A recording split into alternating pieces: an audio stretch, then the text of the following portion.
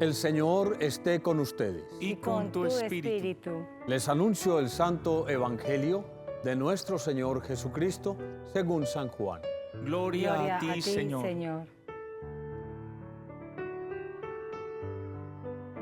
En aquel tiempo estaba Juan con 2 de sus discípulos, y fijándose en Jesús que pasaba, dice: Este es el Cordero de Dios. Los 2 discípulos oyeron sus palabras y siguieron a Jesús. Jesús se volvió y al ver que lo seguían, les pregunta: ¿qué buscan?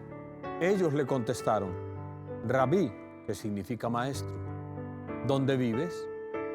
Él les dijo: vengan y vean. Entonces fueron, vieron dónde vivía y se quedaron con él aquel día. Era como la hora 10:00. Andrés, hermano de Simón Pedro, era uno de los 2 que oyeron a Juan y siguieron a Jesús. Encuentra primero a su hermano Simón y le dice: hemos encontrado al Mesías, que significa Cristo, y lo llevó a Jesús. Jesús se le quedó mirando y le dijo: tú eres Simón, el hijo de Juan. Tú te llamarás Cefas, que se traduce Pedro. Palabra del Señor. Gloria a ti, Señor Jesús.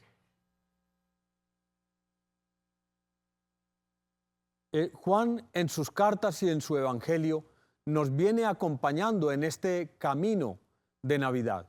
Nos viene recordando en quién estamos creyendo. En el Verbo encarnado de Dios.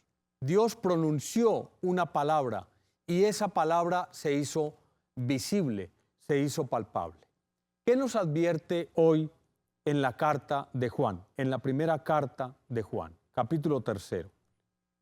Nos dice: miren, no se preocupen cuando llega el pecado o incluso cuando en nuestras vidas, en nuestros hogares, aparece el mal y aparece el maligno. La Biblia nunca nos dice mentiras. Dios es bueno, misericordioso, todo es rosa sin espinas. Nunca nos dice eso. Nos dice también existe el mal. No pone el mal en un alto nivel, tan a nivel de Dios. Pero sí nos dice: quien comete el pecado es del diablo, ¿sí? Pero el Hijo de Dios, y está en nuestra esperanza, se manifestó para deshacer las obras del diablo. Aquí es donde nosotros decimos que tenemos una fe puesta en Dios, porque el mal, el pecado, nunca tendrán la última palabra. El Hijo de Dios se manifestó para deshacer las obras del diablo. No podemos convertirlo en alguien tan poderoso como Dios. Recordemos que simplemente es una criatura. Por lo tanto, tenemos que resolver una idea mental o cultural que tenemos acerca del maligno.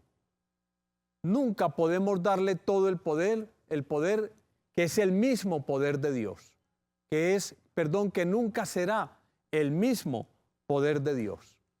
No podemos desconcentrarnos de ese amor infinito de Dios si nosotros estamos frente al mal, frente al maligno, frente a la envidia, frente al maltrato. Nos dice el Señor en San Juan: en esto se reconocen los hijos de Dios y los hijos del diablo. Escuchemos bien. Todo el que no obra la justicia no es de Dios, ni tampoco el que no ama a su hermano. Aquí no dice el que se reconoce como hijo de Dios es el que simplemente cree en Dios o es el que simplemente acepta que Él existe. No, está pidiendo unas cosas que tienen que ver con el actuar. El que obra la justicia de Dios y el que ama a su hermano. ¿Cómo vivimos eso en concreto? ¿Cómo hacemos eso para que no se nos vuelva tan difícil? La conciencia de que no lo estamos nunca haciendo solos. Por eso, maravillosamente, el Evangelio de San Juan, aquí en el capítulo 1, nos presenta a unos discípulos buscando a Jesús. Maestro, ¿dónde vives? Él les dice: vengan y lo verán. Y miren la expresión tan hermosa que aparece aquí. Ellos fueron, vieron dónde vivía y permanecieron, se quedaron con Él aquel día. Si vamos a vencer al mal, no basta con invocar a Dios, no basta con acordarse de alguna oracioncita que tenemos de pequeños o algo que sabemos de memoria. Se necesita quedarse a vivir con Jesús. Pero aquí hay un detalle maravilloso, importante. Dice, era como la hora décima. ¿Qué quiere decir con eso? La hora décima se corresponde con las 4 de la tarde. Para los orientales, las 4 de la tarde es el final del día.